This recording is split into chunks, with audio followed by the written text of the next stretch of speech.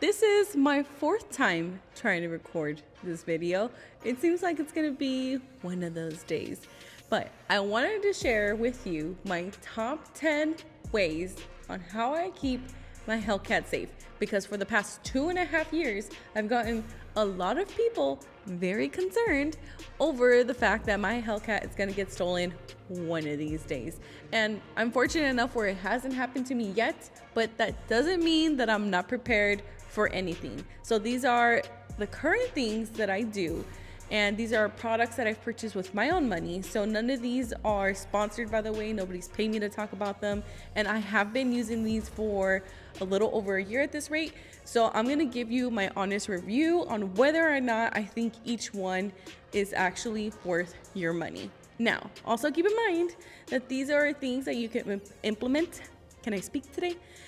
Things that you can implement to any of your cars. So don't think that it's just specifically for the Hellcat. Feel free to use any of these to keep your car safe. Let's start off with number one, and that is a garage. Now, I understand that not everybody has a garage, but if you're fortunate enough to have one, I highly suggest to use it. I don't care if I'm gonna be leaving once, if I'm gonna be going out multiple times, I will always bring Ruby inside the garage, just prevent her from being in the driveway, because I'm very mindful of anybody that's passing through, maybe that isn't my neighbor. I'm very conscious of who is around, especially whenever I do decide to take Ruby out. Second, if you're lucky enough to have a gate, park behind the gate too. But trust me, these few extra moments of you taking the time to make sure that your car is secure behind any door is always going to be a great idea. Also, please throw a lock on your gates and throw a lock on your garage doors. I know people that tend to have a little bit too much trust in humanity and will not lock the doors. I will never understand that. As you can see in the back door, I have locks on that, and when I'm out of the shop, I will lock every single door. Also, when it comes to the garage, I suggest to look up videos on how easy it is to break into those, because you're gonna wanna put a lock on that roll-up door too. So, throw locks on everything, park behind.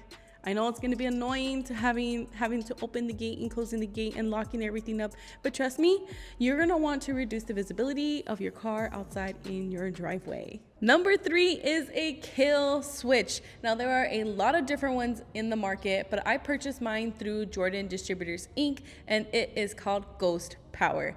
Now, the reason why I went with their product is because it does not void my warranty. It is also very beginner friendly to install, which I also made a video on. Now, the good thing about this product is the fact that it comes with a few key fobs. Now, the reason why a key fob is important is because it needs to be within 2 inches of the sensor in order for it to activate. Now, that means it can't be cloned, and you can also hide the sensor wherever you want. It has a pretty long extension cord, so if you want to hide and be very creative where you put that sensor, I highly suggest you do so. But I honestly think that this product was definitely worth it.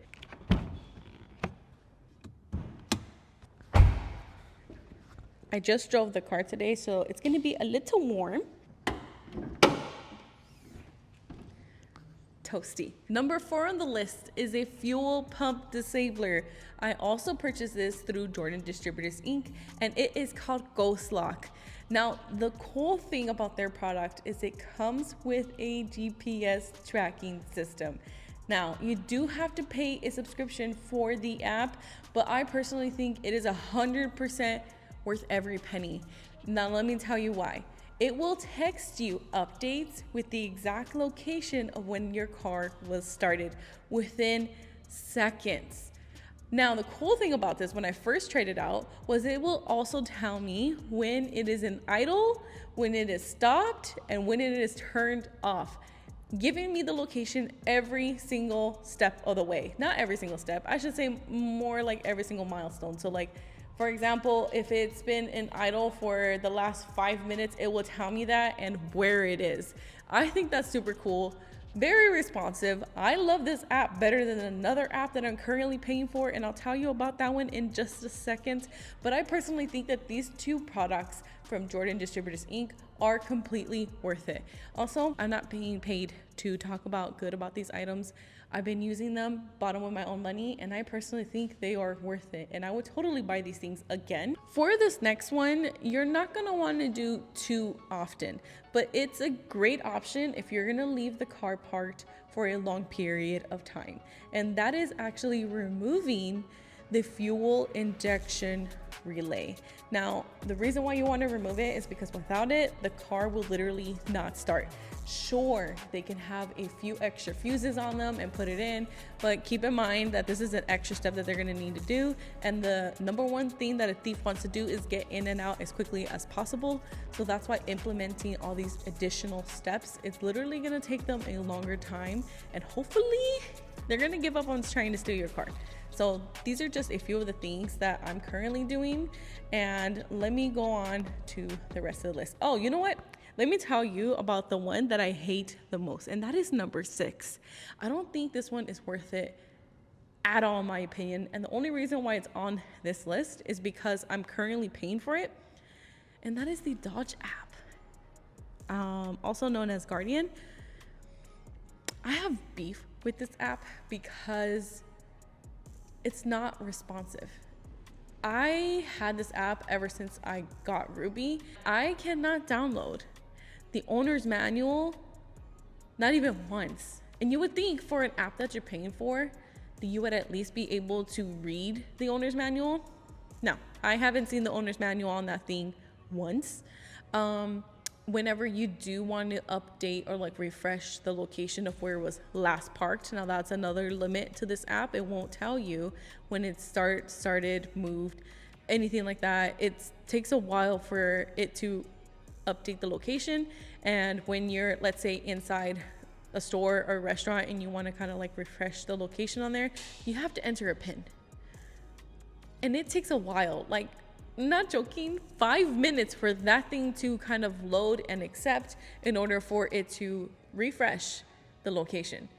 I don't think it's worth it. I don't know why I'm still paying for it. I'm thinking that I'm just gonna have to cancel the subscription for that one, because other than the nice to have as far as being able to remotely unlock and lock the car and start it, I don't see the benefit. I might just try to get a lower tier in that subscription, but I don't think that this app is worth it. My Toyota app works better, so that kind of says a lot.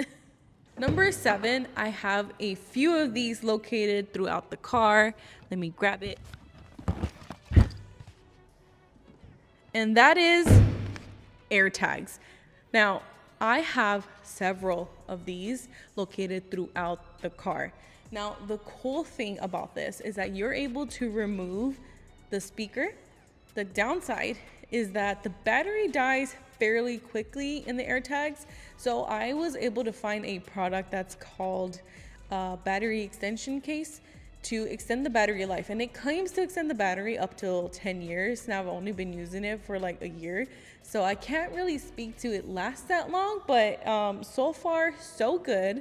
But I highly suggest for you to buy a few AirTags, not just have one in there, because let's say they find one and they're thinking, okay, cool, like I found it, that's it, they're not going to have any more. They're not going to know how many more you're going to have throughout the car.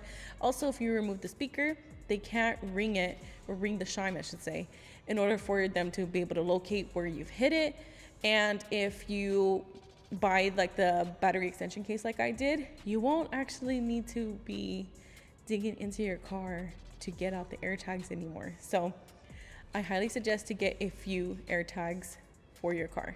For this next one, I'm gonna have to go around the car.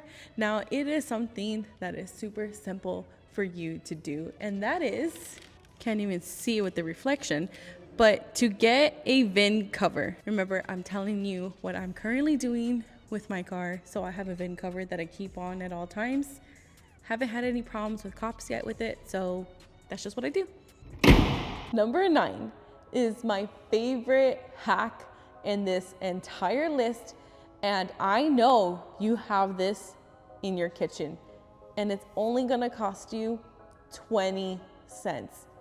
if not less in some cases. But let me show you what it is. It is aluminum foil. You might be thinking, how in the world is aluminum foil gonna work out? This is literally 1 foot by 1 foot of aluminum foil that I folded up into a little pouch. It essentially works as same as a Faraday bag.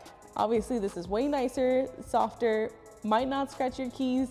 This might scratch your keys, but sometimes I forget to bring the Faraday bag with me, or sometimes I leave it at my friend's house and I'm just kind of like, well, I need to put my keys somewhere. Also, I will put my keys in the Faraday bag or aluminum foil whenever I am at the store, whenever I am out to dinner, when I am at the house. I will leave my keys inside a Faraday bag, in this case, aluminum foil. Now I'm gonna test out both of them because I want you to see firsthand that both of these work exactly the same. Now, I don't even know why I threw this back in here if I wanted to show it to you. So here's the key, here's the car. We're locked. We're gonna first do the Faraday bag. And also, these are inexpensive, so I highly suggest you grab some. But if you wanna try and implement something right now, go grab some aluminum foil and wrap your keys right now. Okay? I'm excited. I'm excited. At first, I thought, you know what? This isn't gonna work. This looks really, how can I say this? Stupid. I'm not gonna lie. I felt like that to begin with, okay? But as soon as I tried it out and I realized that this is very convenient, okay? It's very convenient when you don't have a Faraday bag on you and you wanna wrap it up in something. 20 cents? Are you kidding me? It's so worth it. So I would actually leave this one inside of the car in case I ever do forget to bring the Faraday bag with me. So do yourself a favor and make it a habit to leave your key in a Faraday bag whenever it's not in use. Now, number 10 is the golden rule, okay? The number one way that you can protect your car is to never let your guard down. Always implement all of these steps because you don't want to give the advantage to the thief, okay? I know it might be a little bit annoying. You might be thinking it's a little bit of a chore to always get off the car, open the gate, open the garage, but I changed my mindset to think of it as it's a little bit more of a blessing, and I'm very happy to go ahead and take those few extra moments to make sure that Ruby is safe. Now, again, you always want to implement everything. It is when the day you least expect it is when something is going to happen, and you want to try your best to be ready for that day. So those are all 10 things that I currently do to keep my Hellcat safe. I know there's a few other things that I'm currently not doing. I know that one of the big things for me is I wanted to make sure I do not void the warranty. So if there's any other methods that I didn't mention that do not void the warranty, please let me know down below. I'm always happy to read those. Please like and comment and subscribe if you found this video helpful. And just thank you so much for hanging out with me today. I hope to see you in the next one. Drive safe. Bye.